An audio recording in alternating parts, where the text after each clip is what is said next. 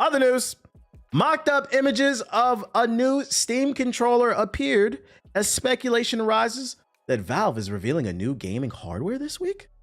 We may be about to see a whole new product line of Valve-made gaming hardware. Speculation suggests that Valve has a new Steam controller, virtual reality headset, and a console-like device in development. I really wish game devs would give up on VR. And they may be revealed as soon as this week. Every time Meta, aka Facebook, announces a VR or Steam, every time I just care. I die a little bit more inside. Every time I care a little bit less.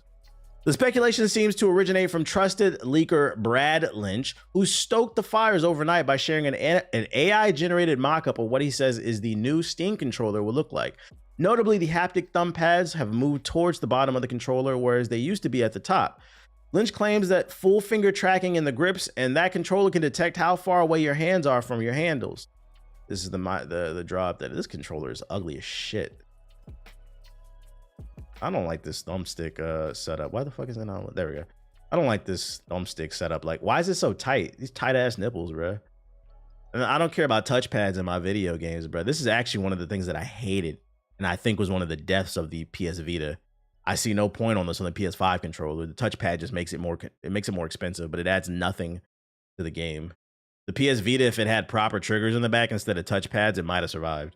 If you gave it the developers more controls to work with. If this is real, because this is just a mock-up, I don't know how I feel about that.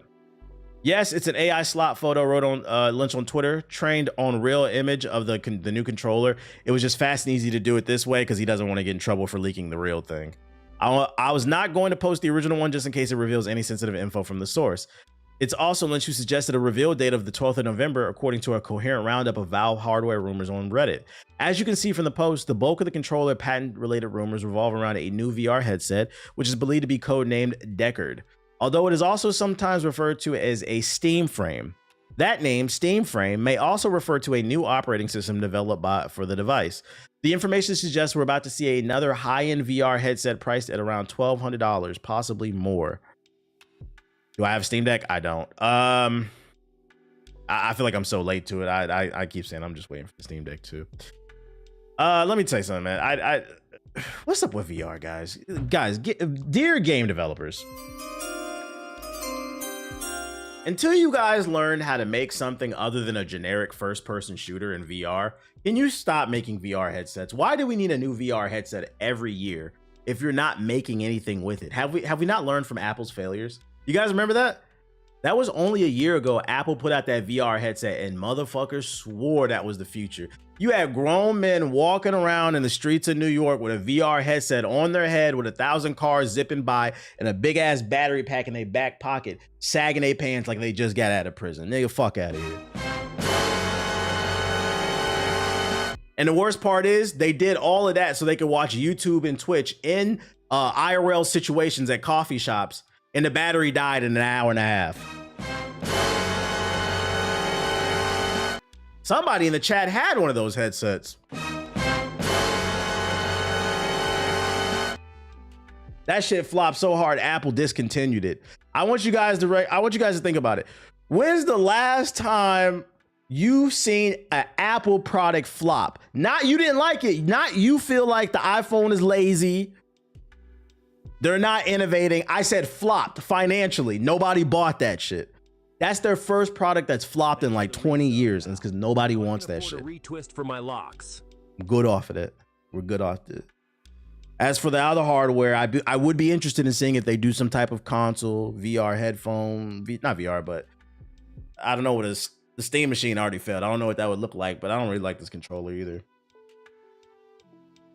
VR headsets are like those NFTs. You know, speaking of NFTs, let me tell you something, bro. So last night I went to the Avatar concert. Avatar is doing a 20th anniversary tour. It was fire, by the way. They're here in LA. It was fire. Went to it last night.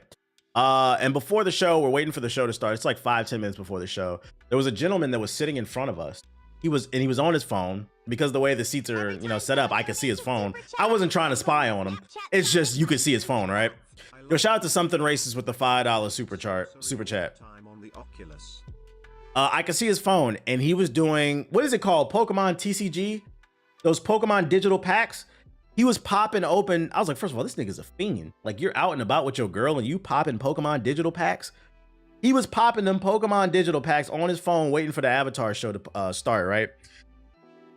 And I turn to my girl and I say, what is the appeal of this shit? Because I'm like, you know what's funny about them Pokemon TCG shit? I know you guys like Pokemon, but you guys do realize those are Pokemon NFTs, right? They're just digital card assets that don't mean anything. And they only are valuable because you nerds all agree, but it's not an actual valuable resource. And so I find it very fascinating that niggas shitted on NFTs, but you guys love Pokemon NFTs. Yeah, that gambling, it's the same shit. Just remove the monkey with the shades and the digital set and put a Pikachu. It's the same exact thing, bruh. But that gambling edition is crazy. It's just preying on that dopamine hit. I was like, God damn, bro, they popping packs at the show. Anyways, most people open packs on the toilet. But what do you do with it after you open it? At least a real Pokemon card has tangible value due to its rarity and people's love of the card, but you're not owning an actual physical card. So what's the value of popping these packs digitally? It's fun to collect and you can battle with them in ranked, but I'm a gambling addict, so I'm biased. I respect that, Kang. He admitted he's an addict. I respect that. Shout out to Kang, man. Not for being an addict, but being honest, because being honest with yourself is the first step to healing, man. I hope you get the help that you need. You got enough Bulbasaurs and you got enough big boy Blastoise, okay? You got enough big boy Blastoise. 1 second. Yeah. Oh, nice. Collecting, bathing, ranked. If I had a game that you could use that's about it. It's Battle Sim and you get free packs every 12 to get you on the cycle. So they give you a free pack every 12. That is gambling. Yeah, it's gambling. Hey man, buy 11 packs, we'll give you one for free. That's a lot. How much a pack cost, chat? How much a pack cost? God damn. How much money does that shit make? That's why, and people, why they make these live service games? That's why. Yeah, a bunch of fiends. You wondering why they getting away from making these $50 wonderful games? You get these gacha packs. How much it costs? Let me know. 50 mil a month. They make 50 mil a month. Shout out to Convo in the chat. Hold on, let me see. Pokemon TCG pack price. Price chart. They got price charting? This gotta be the real cards. Ain't no way that's the verifying the device. Fuck you, Nintendo. What the hell? These are the real things. How do I look up the digital? Oh wait. Booster packs and buzz. Is this right? Or are these the physicals? Video game.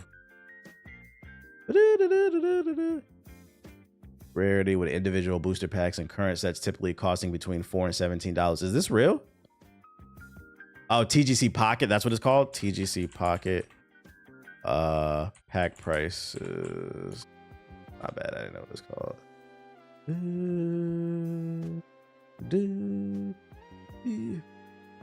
Got an ESPN update. Damn, I can't find. Yo, it's real hard to find a price, man.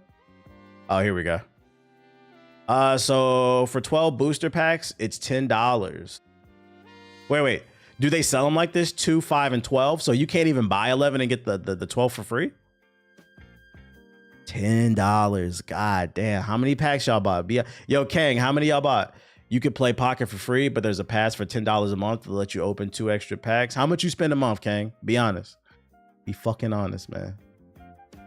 You itching right now? Let me just get one of them and let me get one of them packs, man. I can quit whenever I want. Oh, sweet, a shiny Arcanine. 0, I only open free packs. I got the pass. Oh, okay. So you're a functioning addict. That's what they used to call crackheads who used to, I don't know if y'all know that. A functioning addict is somebody who can do drugs but then go to work. You're a functioning addict. You haven't hit that low point yet. Where you're stealing out of your mama purse and shit, your granny purse. Baby, where my $5 at? Gotta get that TCG, nigga. In other news, The Elder Scrolls 6 is still a ways off. But that's not stopping Todd Howard from teasing an Oblivion remastered style drop. Oh my God. Sit down. I'm preaching patience. Stay calm. I don't want fans to feel anxious.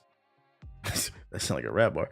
There's no need to hide underneath the chest of jars. Some of these are the things I had to tell my firework verse cat around bonfire nighttime here in the UK. Some of them are things Todd Howard has said about the Elder Scrolls 6 in a fresh interview that's also about Bethesda's imminently to be released again, radioactive Golden Goose Fallout 4. The Elder Scrolls 6 is still a long way off, according to Bethesda's boss man. Wasn't it announced 6 years ago? Speaking of GQ from an office that has shelves, I like to just announce stuff and release it, he said. My perfect version, and I'm not saying this is going to happen, is that it's going to be a while and then one day the game will just appear. It's been 7. They're charting into Kingdom Hearts 3 territory or GTA 6 territory where it's going to be very hard to live up to, because Skyrim was a long time ago. It's going to be very hard to live up to the expectations of the last one when you make people wait that long. That shit was announced in Trump's first term. The fact that nigga even got a second one. Anyways, back to the cleanliness to the next to tidiness. He also was asked in the light of his comment about the game just appearing whether Bethesda could shadow drop the Elder Scrolls 6 as they did with Oblivion Remastered. You might say that was a test run. It worked out well, was his answer. If Oblivion's remaster is anything to go by, in that case, we can look forward to at least 6 months or so of leaked and report-inspired chatter in the run-up to make sure the game Bethesda confirmed they were making about 7 years ago really catches everyone off guard. I actually disagree. I think it would be very easy to make a game better than Skyrim.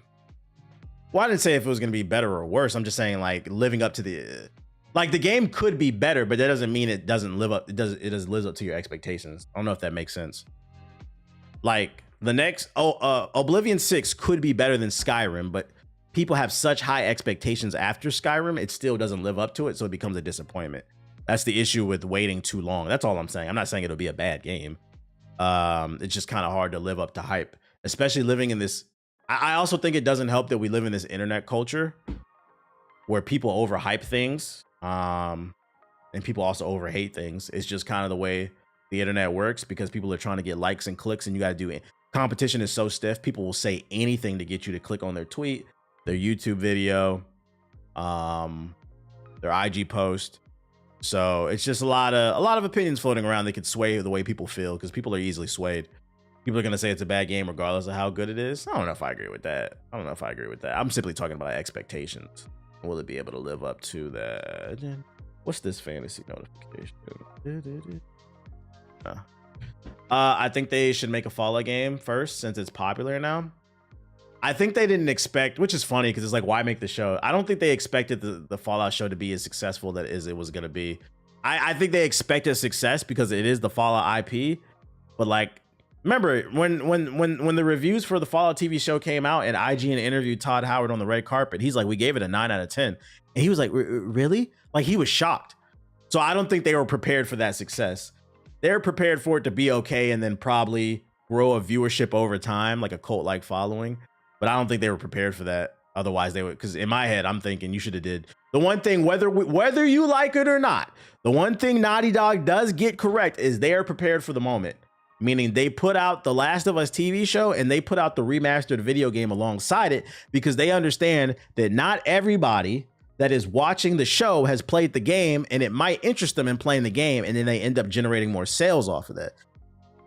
Shit, that happened last night when I was at the damn Avatar show. Unfortunately, I was sitting in front of a couple, I think, or two friends, and this woman was explaining to this nigga behind me who was what character and why they were important. I'm just like, bro, this is for the fans. Like, why are you here?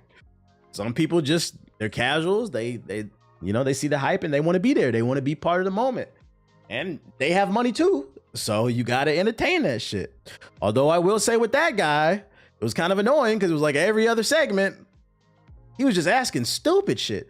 There was one moment during the concert where they were playing music and highlighting the relationship between Uncle Iroh and his son that passed away. Spoiler, I know. And I heard this nigga whisper to the girl that he was sitting with. He's like, "Who's that? No. It was the relationship between the son and Iroh, but then it was also highlighting the relationship between Iroh and Zuko.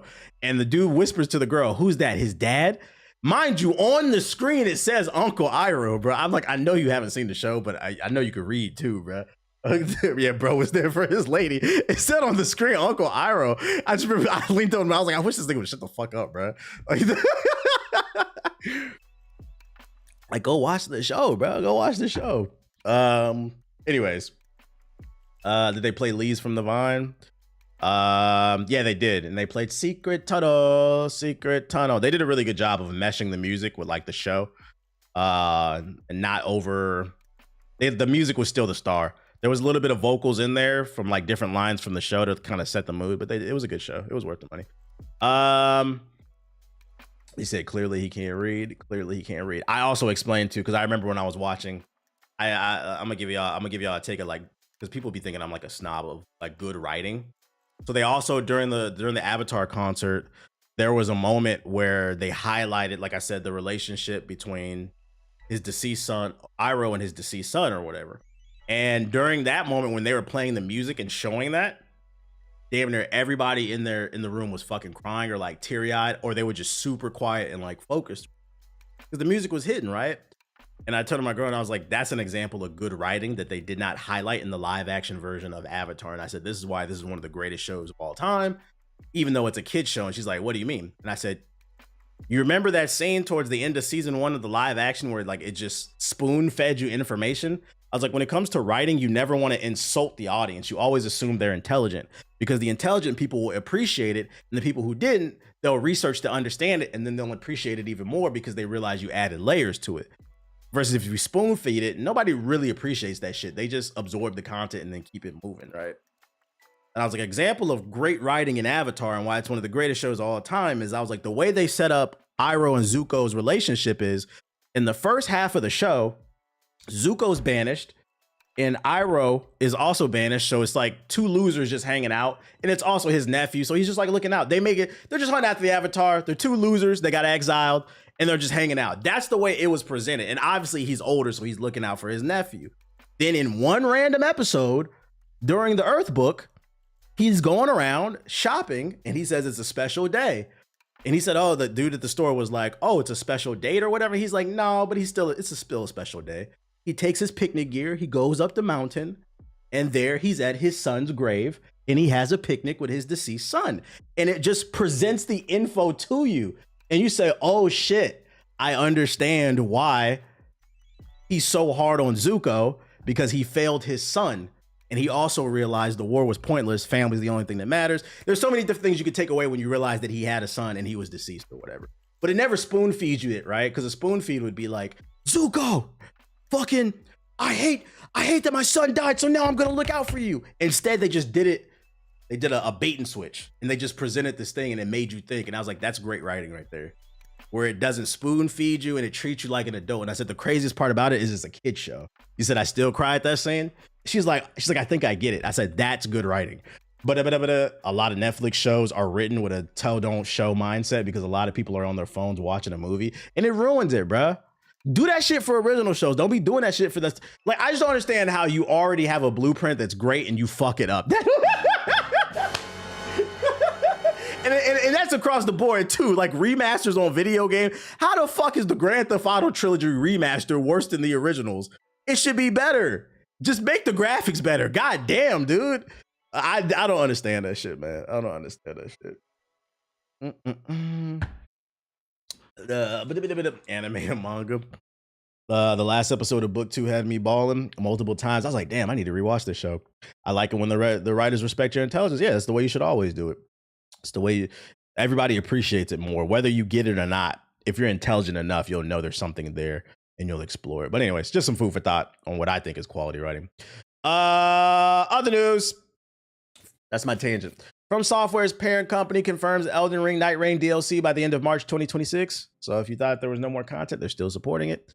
Frustrated players leave negative Steam reviews. I guess it's not enough content. Katawa, the parent company of Elden Ring Night Rain developer From Software, has confirmed we'll get new DLC for the multiplayer game by the end of March 2026 as unhappy players leave negative reviews on Steam. We are aiming for further sales growth for Elden Ring Night Rain, the original Elden Ring and its DLC, the company said in its recent financial report to investors. We have multiple game titles in the development pipeline. From Software is currently developing Elden Ring Night Rain DLC planned for release in 2025. Wait, what? From Software is currently developing Elden. Oh, I don't know why I read that as regular Elden Ring. My brain processed it. Elden Ring Tarnished Edition is coming to the Switch 2 and Dust Bloods in 2026. So yeah, more content is coming, but it's not coming fast enough. And this is in my opinion, as much as I love Elden Ring, this is why live service multiplayer games don't win Game of the Year. Look at this shit, bruh. People love this shit the first month or two it came out. Now they feel like they're not trickling out enough content fast enough, and the reviews are negative. This is why this shit don't win. It don't win. It don't fucking win. You are always one patch away, or rather one patch not away, because the same thing is happening with fucking Borderlands 4, where the game runs like dog shit, and they ain't getting them patches out fast enough. Yeah, it's a lose-lose battle, bruh. It's just too many. This is why, man, I'm sick of live service games. What else do Elden Ring players want? Yeah, you know, as an Elden Ring fan, I'm not gonna lie, I don't even know if I agree with this. This is a $40 game. They've released DLC after DLC, just tons of content updates for this. What else do you want? It feels like they're expecting them to support the game 24/7 for the next 10 years, and I don't think it was that. I think they made it clear that it's not gonna be a forever thing. I know they said they're gonna support it for like at least a year, but for $40, I'd argue you got your money's worth. The game is good. It's just they want more, more, more. We live in this consumer society where it's not, you got 1,000 hours on the game and it's not enough. I can see why people say Avatar's the greatest cartoon, but I still give it the title to SpongeBob. I know y'all already moved on from that conversation. If you feel like SpongeBob's the greatest cartoon of all time, like I won't debate that. I'd be like, that's a respectable choice. I would disagree with it just because I think SpongeBob, in my opinion, it suffers from being around too long. Like SpongeBob came out in 1999. I was 9 years old when that show came out, chat. I know. And I remember it. I love like the first 3 to 5 seasons. They were classics, but it just keeps fucking going. And in my opinion, it's gotten worse. To the point where it's like, damn, this shit it's still going on. In my opinion, SpongeBob is like it's like Scottie Pippen on the Blazers, man. I'm not gonna go as far as to say, because Scottie Pippen on the Blazers was good, but he wasn't Scottie Pippen on the Bulls. I'm not gonna go as far as to say Shaq on the Celtics, but it's just like, you light my fire. Like, come on, bro. Like, can we retire this nigga? God damn. That, yeah, and Family Guy too. No, Family Guy is Shaq on the Celtics. Like, yeah, Shaq on the Heat. Shaq on the Heat was still good, but he was a little overweight. Yeah. SpongeBob is Shaq on the Heat. Scottie Pippen on the Blazers. You light my fire. You light my fire. All right, bro. Can we, like the picture of old boy Kevin Love doing a little pass? Like, all right, can we let it go? The best content, in my opinion, it ends. You should always go out on top. Do you know why people speak so highly of Michael Jordan? Because that nigga knew when to quit. LeBron doesn't know when to quit. Yeah, I know it's gonna piss some people off. It's easy to break a bunch of records when you played for 40 fucking years. And now your team looking better without, I don't want to get into that. I don't want to get into that. Anyways, you said chill on the back. But anyways, it's better to go out on top because people are always going to have a fond memory of you. I think like the game of the year conversation and shit like that. When you keep going and going, you open yourself up for more criticism because you have to take that into consideration. The first 5 albums from Kanye, classics. He's dropped like 5 more since. They're all ass to me. So it brings the average down. I'm going to be honest. You could do that with Drake too. There's first 3-4 Drake albums, cool. Like the last 4 that he's dropped, it brings the average down. Leave. Know when to fucking leave, man. Leave and then put somebody on. That's how you cement your legacy. You pass the torch. Drake thinks he's got something to prove. Yeah. He needs to let us know how many 25-year-olds he's still fucking. We get it, bro. Big facts. I love rewatching old shows to get that nostalgia back. And it's still as good as you remember. It's still as good as you remember, bro. Anyways, the less we speak of MJ and DC, the better. That don't count. Yeah, MJ and on the, although MJ on the Wizards was nice. The Wizards were just ass. MJ on the Wizards was like averaging 30. Like that, I think that's the part some of y'all forget. And that was on one knee. That was on one. The rest of the team was fucking ass. That nigga was carrying them. But I was about to say, MJ was getting busy on the Wizards. Yeah, and then he hurt his knee. That the context gets lost on that. it's the quality difference between seasons 1 and 3 and some of the later seasons in SpongeBob. Those OG jokes, I'm sure, are memed more. They are. I feel like a lot of the OG shit is when they changed the animation. That's when it got worse to me. A 40-year-old averaging 20 after retiring for 3 years is crazy, crazy, man. Anyways, other than this, Super Mario Bros. Movie sequel leak from the most unlikely place. That's right. Yoshi's appearance, along with a few other potential story spoilers for the upcoming Super Mario Bros. Movie, have been trending on social media thanks of all places to Pillsbury Doughboy. Yes, the American brand of baking products has seemingly leaked the few things we'll be seeing in the film's release. To paraphrase Homer Simpson, "Dough!" While Yoshi's face is beaming away on the front box of the pre-cut sugar cookies shaped like green spotted eggs, you can also see Nintendo's famed plumber Mario riding on his back on the other side of the packaging. Along with Yoshi soaring through the air, this box of cookie shapes also features the Comet Observatory. Man, what a picture. So that's what Yoshi's gonna look like in the movies, guys. They leaked it. And guess what? He looks just like the video game. Surprise. Surprise. Niggas don't understand how hard it is to get back in shape once you get past the age of 32. Real shit, real shit. And it's even worse too, because in America, a poor diet. America is so weird. Because America is probably the only place on earth where niggas will make fun of you. And when I say niggas, I'm talking about all ethnic groups. People will make fun of you for eating healthy. Your friends will go out, they're all eating pizza, and you'll get like a baked chicken with some vegetables. Look at this nigga, bro. Trying to be different. Look at this nigga counting calories and shit. You know, like, so like, it's hard to eat healthy in America because there's so much bullshit. But then also the society has normalized it to the point where it's like you get made fun. That's why, like, if you're trying to get healthy, do that shit for you. Worry about what you're doing. Don't worry about what everybody else is doing. Get right. Nah, your friends is just ass. People are like that, bruh. People are like that.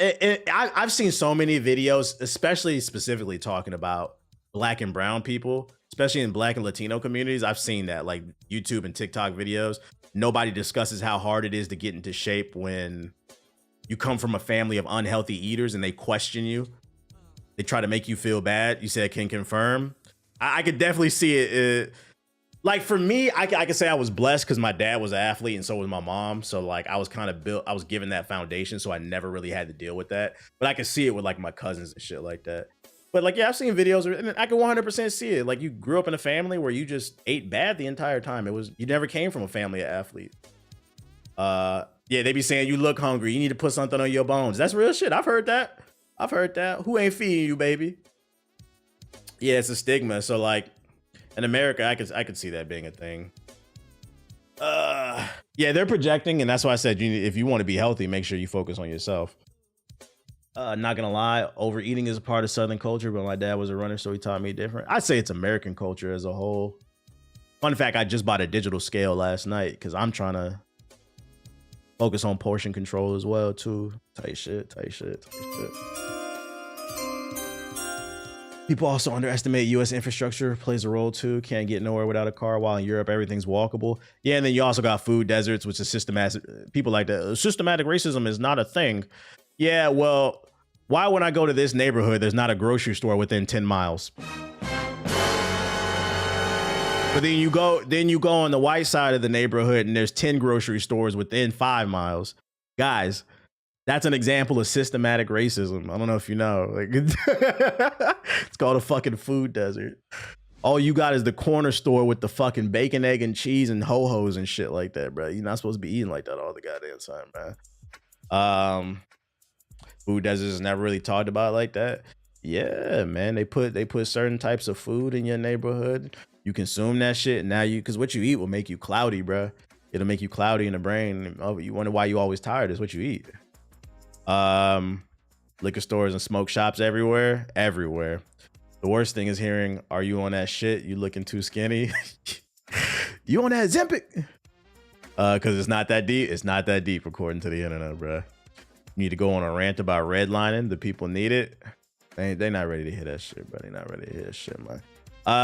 The 3 closest grocery stores near me in DC was Whole Foods and Trader Joe's in the Eastern Market. This shit was pricey. And then on top of that, it's pricey.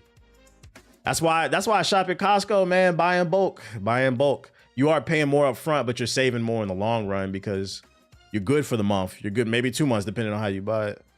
I got a tweet that may incline you to check out the new show Pluribus. What is that? Shout out to Calabrese with the sub. Appreciate it. Drop them subs in the chat, man. Drop them subs in the chat, man. I bought some creatine from not Subway. Subway. We don't go there. What the fuck? Why did I say Subway? Costco.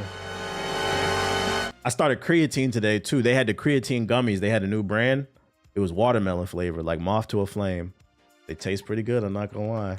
I don't like the powder. I had to get the gummies, man. Fuck no Subway. Rumor, new Crash Bandicoot racing artwork has some fans excited. Crash Bandicoot hasn't been cited for a while now, but Crash fans think they may have spotted something that could be tied to a new game project or at least something on the way. The development comes from the official Beanox social media account. Beanox, in case you need a refresher, is the same team that worked on Crash Team Racing Nitro Refilled and also helped out with Crash Bandicoot 4 It's About Time. Earlier this week, the developer uploaded a banner featuring Crash in a cart and then removed it shortly after. What's interesting about this is it appears to be based on Crash's character model from the fourth outing, a title that was released well after the most recent racing game. Shout out to the Monstars with the sub. Powder fatigue is real. It's real. I get tired of that shit. TBH, what is creatine? I'm not joking. I don't know. It's creatine is a nutrient found in meat. It's the most researched supplement in the world. The benefits include gives you more energy, you recover quickly, makes your muscles fuller, so it helps you get through workouts, so you can get gains quicker. And then there's also cognitive benefits, so it helps you focus and stuff. Yeah, it gives you water retention in your muscles. If you're trying to weight lift, there's benefits to it basically. Yeah, your body naturally makes it, so it's just a way to pump up more into your body. But there's 700 people here watching, but only 180 likes. Hit the fucking like button, YouTube. Yeah, he was asking about creatine. Yeah, but you need to be drinking water 24/7. Why do you think I got this big ass jug, right? You see, I've been sipping this shit, bro. You already know what time it is. I'm gonna take a sip one time for the culture. So this is the artwork that leaked, I guess. This shit ashy as hell. It's thanks to Call of Duty. The question is, do we want a new Crash Team Racing? After the success of Sonic Racing and the somewhat of success of Mario Kart World, do we want a new Crash taking? Can you take it without working out? Some people do for the cognitive benefits. But the main purpose is for when you're working out. That's the best. Is it Beast Bites? Nah, it's not Beast Bites. I've seen that on Instagram. It's not that. It's literally some new product they had at Costco. I'm not gonna lie, Costco is the devil. I spent way too much money, man. The way they set it up, they constantly moving things around. They had a lot of new products at Costco. I was like, let me caught this. I was like, I tried the powder. I didn't really like it, so I didn't really commit to the creatine. I've always been natural. But I was like, let me try the bites. They had the watermelon flavor. They actually taste good too. They're not nasty. What helps with muscle fatigue? Rest, protein, creatine. Chicken bakes is yeah, the creatine gummies are fire. That was my favorite Crash between. I need to take some more actually. I'm in the loading phase, baby. Speaking of loading phase, I'm loading up some bullshit from the Grand Theft Auto community. For those unaware, currently we are in a parlay pandemic. And fresh off the heels of the delay of Grand Theft Auto 6, ball and gun gamers were in dismay. They were in so much dismay, they hopped on the T Grizzly GTA 5 server and they figured out a way to partake in parlays watching NBA games in GTA 5. You can't make this shit up. I wish this footage wasn't so blurry. Go Barry hitting ways. Man, we are so cooked. Be ready to pay up. Be ready to pay up. People will do this stuff and call you corny for playing Zelda. I'm telling you, man, ball and gun gamers are fucking funny, man. Ball and gun gamers love parlays. They love them. You could eat RB steak bites for a quick protein snack. Man, shut the fuck up. Only lame niggas say that shit. That's not where it ends. We got more updates from the ball and gun gamer community. The same niggas that'll call you weird for playing Cyberpunk 2077, my bad. They'll spend 3 weeks tattooing another nigga on a fucking digital avatar. Man reveals he spent 3 weeks and 1 million VC working on a Kobe Bryant tattoo on 2K. If you've never played 2K, I cannot explain to you how fucking hard this is. You cannot buy a Kobe Bryant tattoo. He had to draw that with a PS5 controller on his fucking back, bruh. But then these niggas will call you corny because you're not trying to get top rep in 2K. This shit, the jokes write themselves, man. The jokes write themselves. The ball and gun gamers, you guys are on trial. You're on fucking trial.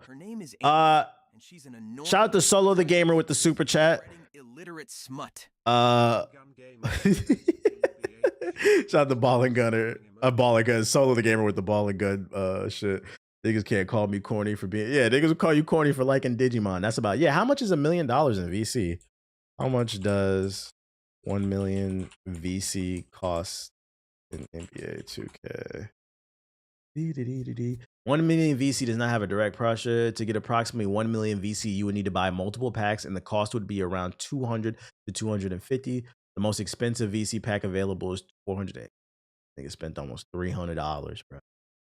The jokes aside, that is hard. Nah, bro, that's not hard. Don't do that. Don't do that. Don't do that. Don't do that. Don't encourage this behavior, man. I just want y'all to know, just some food for thought. Jokes aside, that he spent all this time tatting another nigga on his back for a virtual video game. That part aside, friendly reminder, in order for him to do this, he had to spend a shit ton of money. These be the same people complaining about the microtransactions and the business practices of their companies. In exchange for clout, you sold the gaming community up the river. And then you wonder why these companies charge what they charge. It's because not only are you willing to pay for it, you're willing to play with it too. There's no reason for this. No reason for this. He did it. He's just playing with it. Like, come on, man. What are we fucking doing? No. Ban all of this shit. He should be banned. Yeah, and then the worst part is, right, Calabrese. The worst part is, you don't even get to keep this shit. You're going to have to do it again next year because your player don't transfer over, bruh.